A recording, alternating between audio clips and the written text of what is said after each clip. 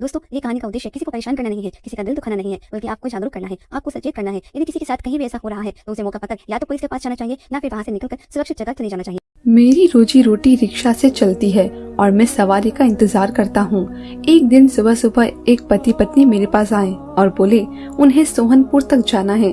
सवारी अच्छी थी, किराया भी ज्यादा बनता था, तो मैंने हामी भर ली और उन्हें सोहनपुर तक लेके आया। पति पत्नी को उतारकर अभी मैं मुड़ने ही वाला था कि सामने से एक लड़की आती दिखाई दी। मुझे लगा उसे कहीं जाना होगा। मैंने अपना रिक्शा रोक लिया। लड़की की उम्र 25-26 साल के करीब होगी। उसने साड़ी पहन रखी थी और वह बहुत खूबसूरत थी। कुछ देर बाद वो मेरे पास आकर रुक गई। बिना कुछ कहे रिक्शा में बैठी और मुझे चलने को कहा। मैंने भी सोचा शायद मेन रोड तक जाना होगा, सो मैंने रिक्शा स्टार्ट कर दिया। रास्ता भर में उसे शीशे में देखता रहा। उसने माथे पर अजीब तरह का टीका लगा रखा था। वो हिंदू या मुस्लिम धर्म से नहीं लग रही थी। दोस्तों, इस कहानी का उद्देश्य किसी भी धर्म की बुराई करना नहीं है। थोड़ी ही देर में हम सोहनपुर से बहुत दूर आ गए। मैंने रिक्शा रोके बिना ही उससे पूछा, आपको कहाँ जाना है? उसने कोई जवाब नहीं दिया, बल्कि हाथों में पकड़ी गेटरी को सीने से लगाकर बैठ गई। मैंने जब सवाल दोहराया, वो बोली आगे ले चलिए। मुझे लगा शायद इस शहर में नहीं आई है, इसलिए जगह का पता नहीं है। शायद जगह देखकर इसे याद आ जाए। खैर, मैं रिक्शा लेके चलता रहा, यहाँ तक कि मैं मेन रोड भी खत्म होने वाला था। मैंने उससे दोबारा पूछा कि आपने बताया नहीं आपको कहाँ उतरना है? अरे मोहतरमा, यहाँ लगभग सारे ही मुस्लिम हैं। आप बताइए जाना कहाँ है? जगह का नाम क्या है? क्या आपके पास कोई पता वगैरह है? अगर लिखा हुआ है तो मुझे दिखाइए, मैं आपको वहाँ छोड़ देता हूँ। मैंने कहा तो वो घबराकर बोली, मुझे कहीं नहीं जाना, जहाँ आपका मन करे छोड़ दे। उसके जवाब पर मैं बौखला गया। भला ये क्या बात हुई? अगर मंजिल का नहीं पता तो सफर क्यों कर रही थी? मैंने थोड़ा गुस्सा किया तो वो रोने लगी।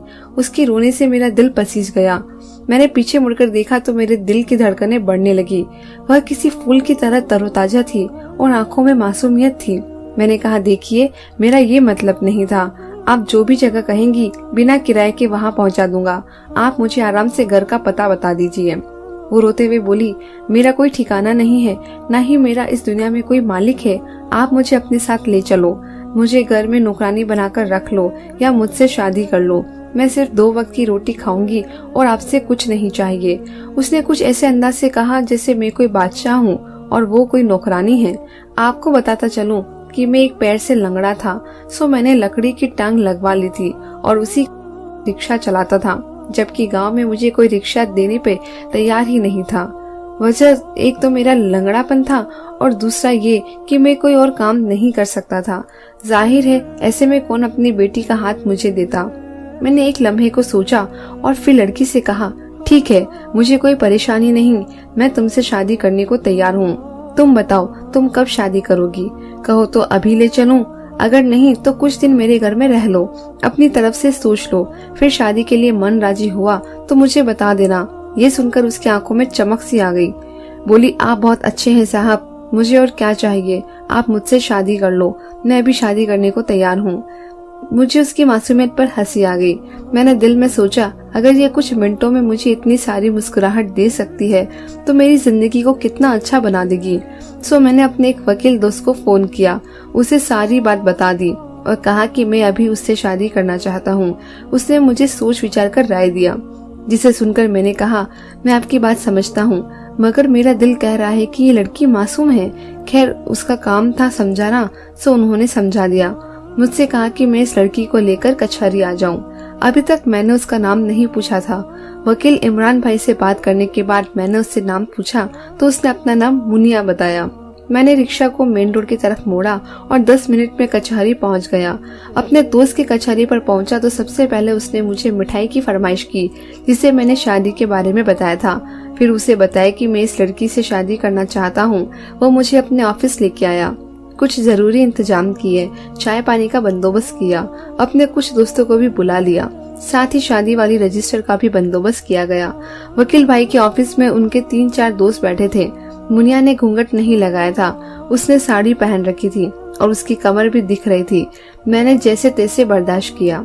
शादी के वक्त पता चला कि मुनिया ने हाल ही में इस्लाम धर्म कबूल किया है और अभी तक उसे नमाज रोजे का नहीं पता है, पर मुझे कोई खास हैरानी नहीं हुई क्योंकि जिसको जो मर्जी अपना धर्म चुन सकता है।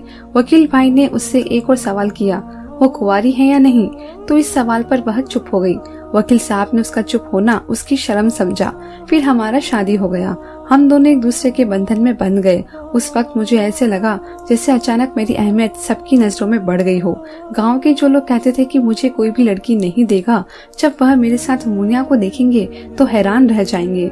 मैंने सोच लिया था अगले ही दिन रिश्ते से छुट्टी करूंगा और उसे अपने गांव लेकर जाऊंगा, अपने रिश्तेदारों से मिलवाऊंगा और साबित कर दूंगा कि मेरे नसीब में भी अल्लाह ने मुझसे खूबसूरत औरत लिखी थी, जो शक्लो सूरत के एतबार से लाखों में एक थी। शादी के बाद जज्बात ही कुछ और होते हैं। मुझे मुनिया से मोहब्बत महसूस होने लगी। मैंने बाजार से एक चादर भी उसे लाकर दी और उसे रिक्शे पर बिठाकर अपने घर ले आया। घर आकर मैंने उसे अपने हाथों से चाय बनाकर पिलाई। चाय पीकर उसकी थकान खत्म हो गई।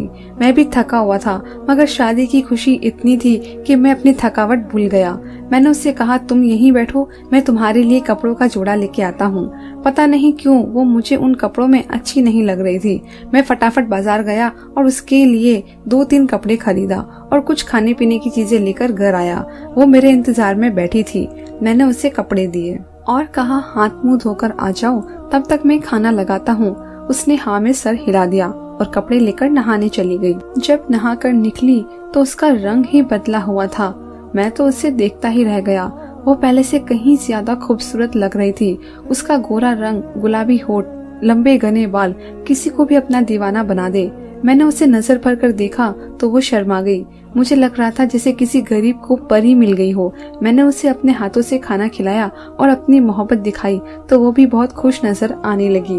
अब उसकी घबराहट में कुछ कमी हो गई थी।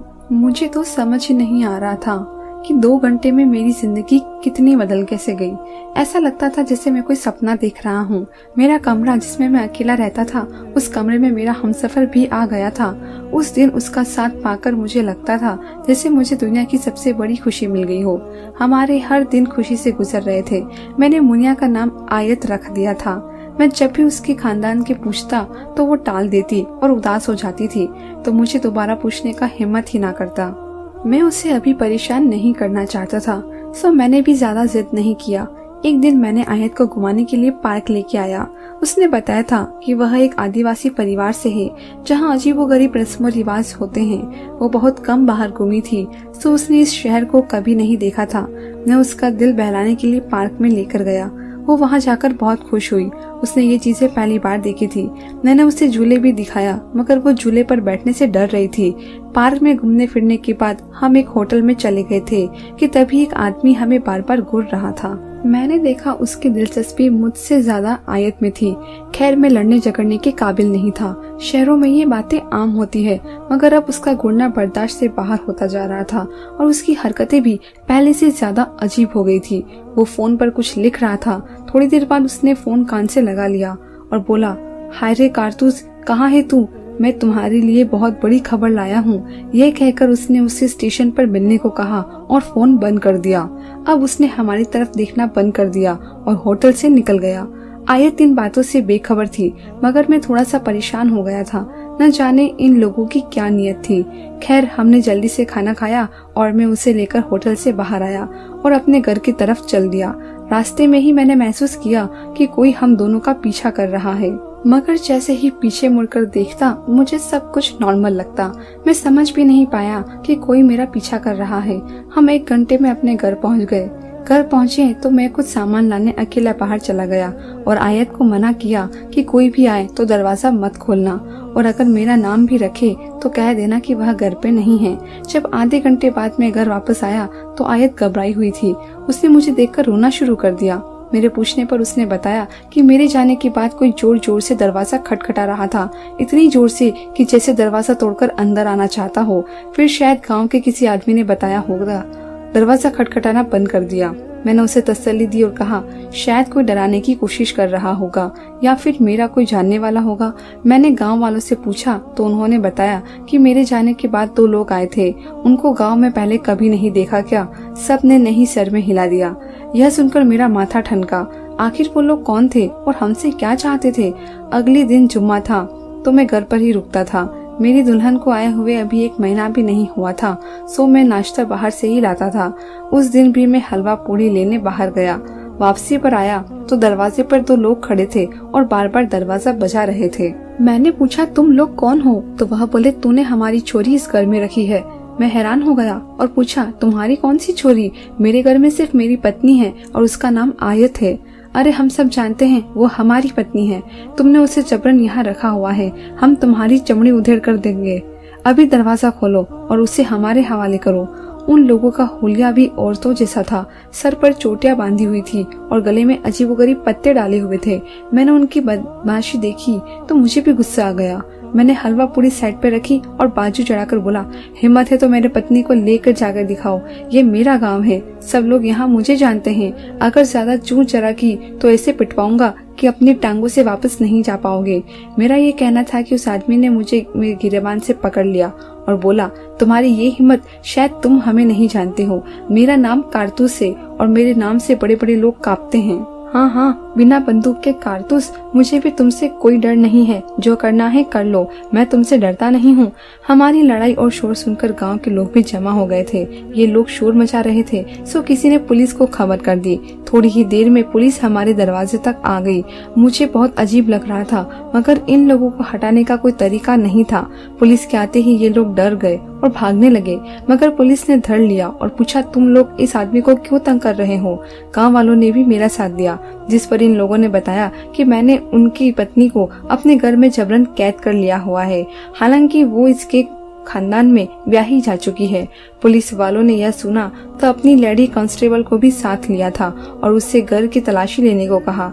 आयत ये सब देखकर बहुत डर गई थी और थर-थर कांप रही थी। उसने पुलिस के सामने बयान दिया कि वह मेरी पत्नी है। मैंने पुलिस को अपना कोर्ट मैरिज सर्टिफिकेट भी दिखा दिया। पुलिस को यकीन दिलाने में कामयाब हो गया तो पुलिस उन लोगों को अपने साथ थाने ले गए। उनके जाने के बाद कुछ सुकून हुआ तो मेरी हवास उड़ गई। मैं सोच में पड़ गया कि आखिर ये लोग कौन थे और बिना वजह तो नहीं आए होंगे। जरूर ये लोग आयत को जानते होंगे। और फिर कल जब हम होटल में बैठे थे तो वो इंसान बार बार आयत को देख रहा था। उसने फोन पर भी कारतूस नाम का जिक्र किया था, जबकि इस आदमी ने भी अपना नाम कारतूस बताया था। फिर मैंने दरवाजा बंद किया तो देखा कि आयत रो रही थी। मेरे दिल में न जाने क्यों अभी भी उसकी मोहब्बत थी। मैंने उसके चरित्र पर शक नहीं किया। मैंने आयत को नाश्ता वगैरह कराया और फिर उससे कहा, आयत तुम मेरी जिंदगी बन गई हो। अगर तुम मुझे अपनी सच्चाई नहीं बताओगी तो मैं कैसे इन लोगों से बचा पाऊंगा। खुदा न खास्ता कभी ये लोग हमें नुकसान पहुंचा दे।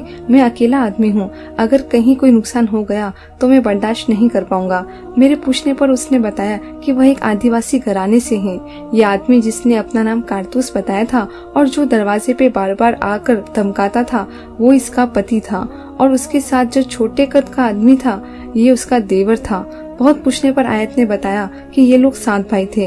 इनकी कोई बहन नहीं थी और अपने गांव में इन्होंने बदमाशों की टोली बना रखी थी। ये किसी आदमी से जो बात मनवाना चाहते हैं अपने ताकत के दम पर मनवा लेते हैं। उनके गांव में सभी पुराने रस्मों रिवाज के पाबंद थे, मगर हर घर में पाप किया जाता था जिसे बताने में भी शर्म आती है। गांव में सोने और चांदी के बगैर कोई शादी नहीं होती थी। आने वाली दुल्हन को सोने से भर दिया जाता था और उसके लिए बहुत इंतजाम किए जाते थे। गरीब लोगों का सारा पैसा एक ही शादी पर खर्चा हो जाता था, जबकि सोने चांदी के बिना किसी औरत की शादी बेइज्जत समझी जाती थी। मगर शादी के बाद जो कुछ होता था उस गांव वालों को कोई बुराई नजर नहीं आती थी। आज से 6 महीने पहले मेरी भी शादी हुई थी। मुझे सोने और चांदी से भर दिया गया था और यूं शादी करके कारतूस के घर आ गई। कारतूस से सारा इलाका डरता था। उसके 6 भाई और भी थे और शायद यही वजह थी कि वो अपनी ताकत पर ज्यादा इतराने वाले थे। शादी वाले दिन घर में कोई औरत ना पाकर मुझे अजीब सी उलझन हुई। इसके बाकी भाई ने भी मुझे मजाक में छेड़छाड़ करने लगे, जो मुझे बहुत बुरी लगती। मैं अपने गांव की रस्मों को जानती थी और मुझे यह सिखाया गया था कि मैं अपने देवर और जेठ की सम्मान रखूं, लेकिन न जाने क्यों मेरा दिल गवारा नहीं करता था। मुझे उनकी बातें बहुत अजीब लगती थी। उस दिन जुल्म का एक नया सिलसिला शुरू हो गया जो खत्म होने का नाम ही नहीं ले रहा था। मैं इन लोगों के घर एक खिलौना बन गई थी। मैं सारा दिन इन लोगों की रोटियां बनाती रहती थी। कोई हिलकर पानी भी न पीता और सबकी सेवा करना मुझ पे फर्ज हो गया। सारा दिन काम की थकान और फिर जुल्म की रातें मेरे लिए किसी मुसीबत से कम नहीं थी। मुझे लगता था कि मैं कोई भेड़ बकरी हूँ जिसे माँ बाप ने खूंटे से बांध दिया है। हैरत की बात ये थी कि ये सब भाई मुझे दिन के उजाले में भाभी कहते थे। गांव वाले के सामने बड़े इज्जतदार थे, मगर अब उनकी हकीकत मैं जान गई थी। मैंने पड़ोस में रहने वाली एक बूढ़ी औरत पर भरोसा करके उसे इशारों में ये बातें बताने की कोशिश की तो वह बोली मेरे 3 देवर और 2 जेठ थे। मैंने तो कभी एतराज नहीं किया कि कौन मेरा पति है।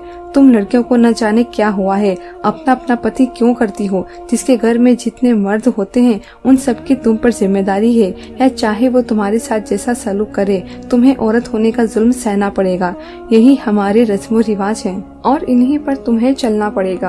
अभी तुमने बाहर की दुनिया नहीं देखी है, यह दुनिया इससे भी बुरी है। मैंने उसकी बातें सुनी तो मुझे हैरानी का झटका लगा। मतलब ये बुराई हर घर में खामोशी से सही जा रही है, शायद इसलिए कि लोग शादियों पर ज्यादा खर्चा नहीं करना चाहते थे। मैं तो जैसे ही जवान हुई ब्याह करा दी गई थी।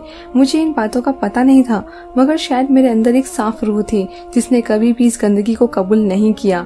मैंने अपनी बस्ती से भागने का फैसला कर लिया, मगर मुझे अपनी मंजिल का नहीं पता था। वहाँ से भागने के बाद बहुत दूरी पर एक गाड़ी का अड्डा था जहाँ बसें खड़ी थी।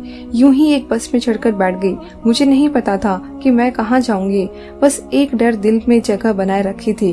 बस का सफर बहुत लंबा था। मैं भी शांति से बैठ गई कि कम से कम अपने गांव से दूर तो निकल आऊंगी। उसी बस में एक नौजवान बैठा हुआ था। आदमी के चेहरे पर दाढ़ी थी जबकि औरत ने बुर्का पहना हुआ था।